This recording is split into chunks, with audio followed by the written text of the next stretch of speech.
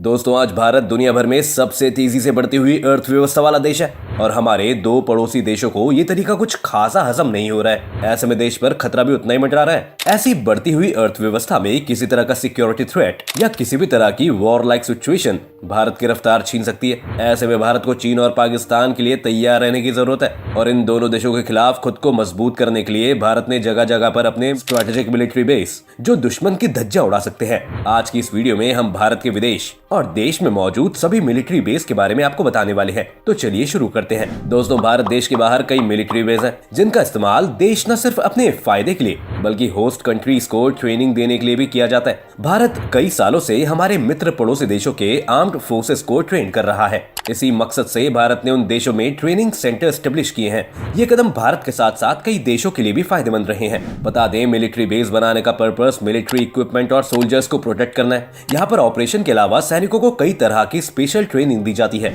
United states of America के विदेशों में 38 इंटरनेशनल मिलिट्री बेस है। आइए जानते हैं भारत के मिलिट्री बेसेस के बारे में। ताजिकिस्तान में भारत के दो एयरबेस हैं, एक आईनी और दूसरा फारखोर में। भारत के लिए दोनों स्ट्रेटेजिक कारणों से अहम है।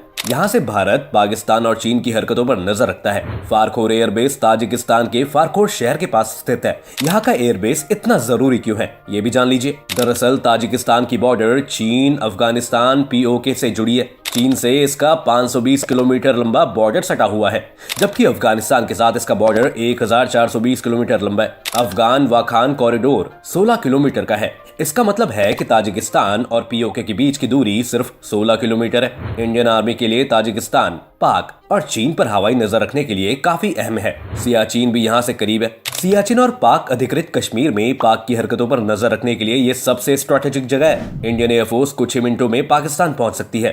ताजिकिस्तान पर इन दोनों एयरबेस के बारे में विस्तार से जान लेते हैं।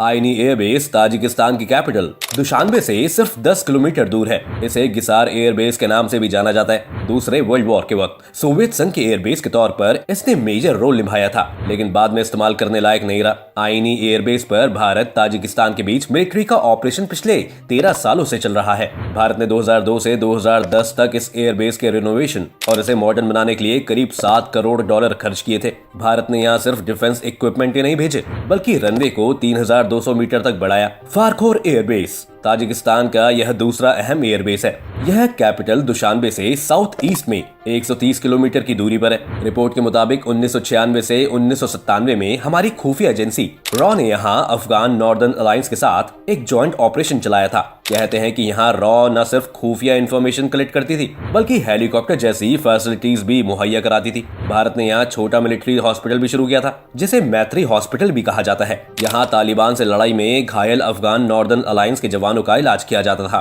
तब से इसे भारत के एयरबेस के रूप में पहचाना जाने लगा। मीडिया रिपोर्ट्स में दावा किया गया है कि यहाँ हमारी एयरफोर्स के MiG-29 विमान की 2 स्क्वाड्रन तैनात है। फिलहाल यहाँ भारतीय सेना ताजिकिस्तान आर्मी और सिविलियन के लिए मेडिकल सुविधाएं उपलब्ध करा रही है। हालांकि सरकार ने ना तो कभी इस बात से इनकार किया, ना ही इसकी पुष्टि की। डिफेंस एक्सपर्ट के मुताबिक भारत की ताजिकिस्तान में सेना की तैनाती से पाकिस्तान काफी परेशान है और इस संबंध में उसने ताजिकिस्तान सरकार से नाराजगी भी जाहिर की है, क्योंकि इन एयरबेस के जरिए भारत अफगानिस्तान के अंदरूनी हालत पर नजर रखता है और मुश्किल से मुश्किल समय में अफगान के नॉर्दर्न अलायंस सेना की मदद करने में एबल है। स्ट्रेटेजिक विजन से इंपॉर्टेंट इस देश में फिलहाल किसी दूसरे देश का इस तरह का कोई सेंटर नहीं है। पहले अमेरिका सेना का यहाँ एक एयरबेस था, लेकिन अब नहीं है। Bhutan Indian military training team western Bhutan के हादजोंग में स्थित है। यह भूटान में इंडियन आर्मी ट्रेनिंग का एक ऑपरेशन है। ये रॉयल भूटान आर्मी और भूटान सैनिकों के रॉयल बॉडीगार्ड को ट्रेनिंग देता है। मेडागास्कर भारत ने हिंद महासागर में जहाजों के शिप मूवमेंट पर नजर रखने के लिए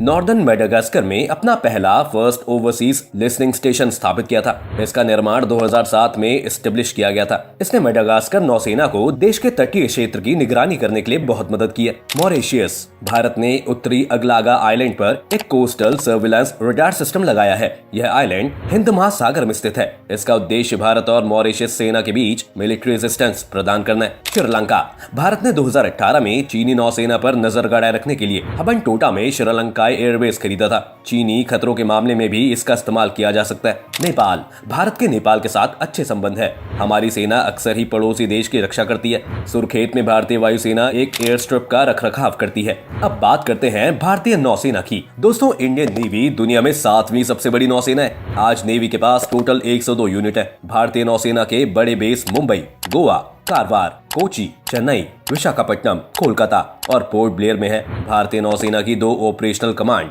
और 1 ट्रेनिंग कमांड है और अब एशिया का सबसे बड़ा नेवल बेस कारवार में तैयार किया जा रहा है। आईएनएस अभिमन्यु में नौसेना के मार्कोस कमांडो तैनात है। देश के इंडिजीनियस वॉरशिप आईएसी विक्रांत को नेवी को सौंप दिया है। आईएसी विक्रांत से भारत उन 6 देशों के लिए ग्रुप में शामिल हो गया है और 40,000 टन से ज्यादा की कैपेसिटी वाले बैटलशिप बनाने में कैपेबल है। करीब 20,000 करोड़ की लागत से बने आईएसी विक्रांत के समुद्र में उतरने से भारतीय नौसेना के लिए हिंद महासागर में दुश्मन की एक्टिविटीज पर नजर रखना आसान हो जाएगा। इसका सबसे बड़ा फायदा चीन पर पकड़ कसने से होगा। आज भारतीय नौसेना दुनिया की 7वीं सबसे बड़ी नौसेना है। जहां तक दुनिया की सबसे ताकतवर नौसेना की बात है तो 243 यूनिट के साथ अमेरिकी नौसेना सबसे ताकतवर है। उसके बाद चीन, रूस की नौसेना का नंबर आता है। अब बात करते हैं इसकी कि आईएसी विक्रांत के आने से क्या फर्क पड़ेगा।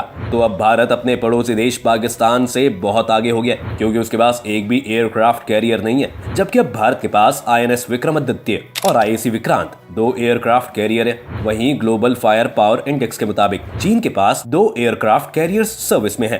तीसरा एयरक्राफ्ट कैरियर उसने जून 2022 में लॉन्च किया था। आइए ये भी जान लेते हैं कि भारतीय नौसेना के नौसैनिक अड्डे कहाँ हैं। भारतीय नौसेना की वेबसाइट के मुताबिक भारतीय नौसेना की 2 ऑपरेशनल कमांड और 1 ट्रेनिंग कमांड है जो मुंबई और विशाखापट्टनम में स्थित है। Western Naval command Mumbai, eastern Naval command Visakhapatnam, जबकि कोच्चि स्थित southern Naval command training command है। भारतीय नौसेना के बड़े बेस मुंबई, गोवा, कारवार, कोच्चि, चेन्नई, विशाखापट्टनम, कोलकाता और पोर्ट ब्लेयर में स्थित है। भारतीय नौसेना का वेस्टर्न फ्लीट मुंबई में और ईस्टर्न फ्लीट विशाखापट्टनम में स्थित है। इसके अलावा शिप्स के फ्लोटीला, सबमरीन्स के स्क्वाड्रॉन और कई एयरक्राफ्ट हैं जिनका ऑपरेशन नौसेना कई नेवल एयर स्टेशन के जरिए करती है। आज भारत समुद्री क्षेत्र में चीन और पाकिस्तान की चुनौती से निपटने के लिए बड़ी तैयारी कर रहा है और वो कर्नाटक के कारवार में एशिया का सबसे बड़ा नवल बेस बना रहा है। कारवार नवल बेस गोवा के साउथ में 80 किलोमीटर और मंगलौर से 320 किलोमीटर नॉर्थ डायरेक्शन में स्थित है। इसकी लोकेशन इसे किसी तरह के साइक्लोनिक स्टॉर्म से बचाने के लिए कारगर करेगी।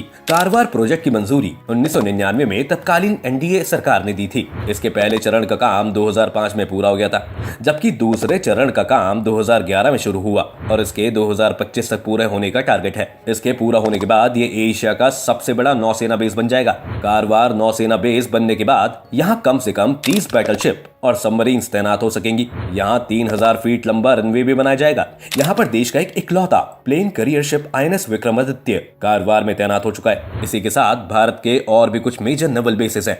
आईएनएस द्वारका गुजरात के ओखा जिले में है जो कि फॉरवर्ड ऑपरेशनल बेस है। आईएनएस वज्रकोश भारतीय नौसेना का मिसाइल और गोला बारूद डिपो है जो कारवार में स्थित है। आईएनएस हंसा भारतीय नौसेना वायु स्टेशन है जो गोवा में स्थित है। आईएनएस अभिमन्यु नौसेना के मार्कोस कमांडो का बेस है। आईएनएस अंधरोत लक्षद्वीप में स्थित है। इन सभी मिलिट्री बेसेस के साथ इंडिया लगातार अपनी स्ट्रेंथ बढ़ाता जा रहा है, जिससे भारत तो सिक्योर रहेगा ही रहेगा, साथ ही इन मुल्कों को भी ये मैसेज मिलेगा जो सोचते हैं कि भारत पर आसानी से हमला किया जा सकता है। और भारत की सुरक्षा 2008 के मुंबई हमले के बाद और बढ़ गई है, जब पता लगा था कि आतंकवादी समुद्र के रास्ते भारत में आने लगे हैं। लेकिन आज भारत में घुसपैठ करना लगभग नामुमकिन है और आज भारत विश्व शक्ति के तौर पर उभर रहा है। दोस्तों, आपकी क्या राय है? भारत को और कहां-कहां मिलिट्री बेस डेवलप करने चाहिए? हमें अपनी राय कमेंट सेक्शन में बताएं। आज की वीडियो पसंद आई हो तो वीडियो को लाइक और शेयर करें, साथ ही हमारे चैनल को सब्सक्राइब कर लें।